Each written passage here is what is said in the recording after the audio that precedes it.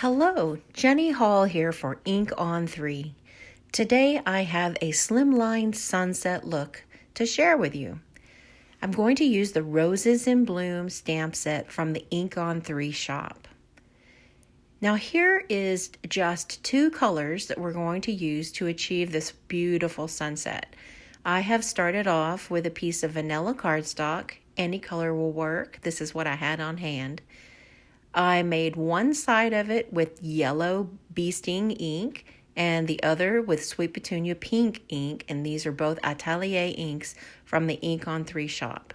Where the yellow and the pink meet together, a beautiful orange tint forms. And I love getting natural color combinations where they blend together just naturally. I don't know what it is about it, but seeing it happen right in front of me and making it in an ink blended panel, it just makes me happy.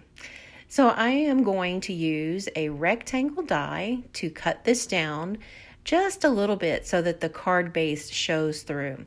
But first I'm going to add some water droplets to this panel, and I'm going to pick them up quickly with a dry cloth. Just enough to where it looks a little like some little hazy dots in the background. So let's do some watercoloring, and we're going to use a piece of watercolor paper, and I'm using the smooth side, not the bumpy side, to do my stamping.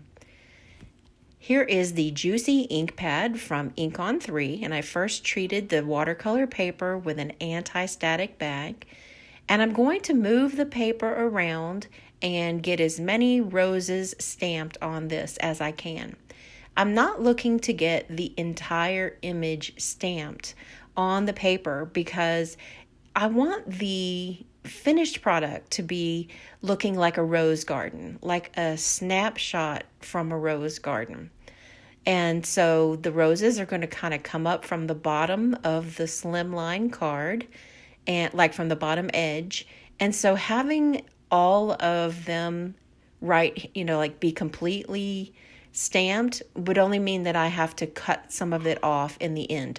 So just getting them all on the paper is more important to me.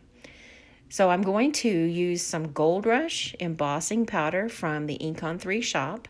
And this is a really nice detailed gold embossing powder. And then I've heat set the whole panel. Now we're using the ink refills from Ink on 3, and these colors are really vibrant and they work together beautifully. So I have the ink refills already kind of put into a porcelain palette, and I'm using one of the water brushes from Ink on 3, and first adding a coat of purple to the flowers. So I'll do a couple of the flowers for you, and then I'll do the rest off camera so that you don't have to watch me color the same thing over and over again. So the green is going to go onto the green areas in sort of a light green wash, and then I'll come and add more green into the shaded areas, and it'll make it a little darker. And I'm doing the same thing for the roses until I get that dark purple into the shadow area. And because purple is made from blue and red, then I'm using the red ink, this is Maryland red, to bring in and add more and more shadows, more deep and depth color. And now I'm using the black to bring the same thing. So once you add the red, then it doesn't take away from the purple, it just enhances it. And the black does the same thing. Now, if somehow, like me, you get a little willy-nilly with your coloring and just kind of get paintbrush happy, and you want to get more highlights, then Ink on 3 has a white ink. It's called Shark Tooth White, and it's perfect to go back in and add to the tips and of the petals of the flower. See, just look how it just brings the tips of the petals so much more highlight. That's like my escape plan. And knowing that I can add the white highlights back in on the petals makes me feel a lot more comfortable with watercoloring. So once I kind of place these rose bushes in where they're going to be, then I was able to figure out where to add my sentiment. And this one is a really nice sentiment from the Roses in Bloom stamp set. It says Thoughts and Prayers. And I'm going to use the exact same embossing powder as I did on the roses, so it'll carry that same golden look. Now this is supposed to be a sunrise, but I guess you could say it's a sunset, but it reminds me more of the colors of a sunrise where I grew up in Texas. And so I'm going to use those beautiful colors to work together. And purple would be a natural progression in this color scheme. So I'm going to add those purple roses in, and I'm going to add the first little bunch directly down to the panel.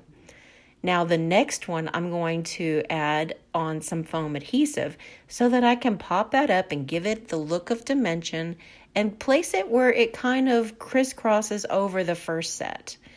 And I'm going to use that bottom edge of the ink blended panel as a guideline to make sure that none of the flowers are going to hang over the card base. Now on the opposite side of the sentiment, I've got the same roses stamp. And isn't it cool how the same exact stamp can be turned in different directions and you can get a totally different look? I think that is a wonderful way to get more out of the supplies that we have on hand. Now here are some clear embossing, clear, I forget the name of them. I'll make sure to put them down in the video description. But there's some really pretty sequins from Trinity Stamps that I'm using a jewel picker to adhere down. And now I'm going to use the liquid pixie dust from the Ink on 3 shop with a paintbrush just to dip in and add some highlights to the tips of a few of the petals of the rosebush.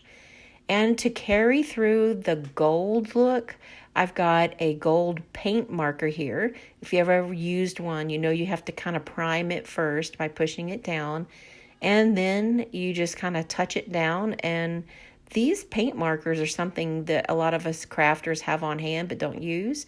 And my husband gave me this one, and I thought, I can use that. I can add tiny little dots to this card. I hope you have enjoyed this tutorial and that it gives you some ideas on how to use the Roses in Bloom stamp set and your Atelier inks. I would love to hear your thoughts with a comment down below, and I appreciate you watching. See you next time.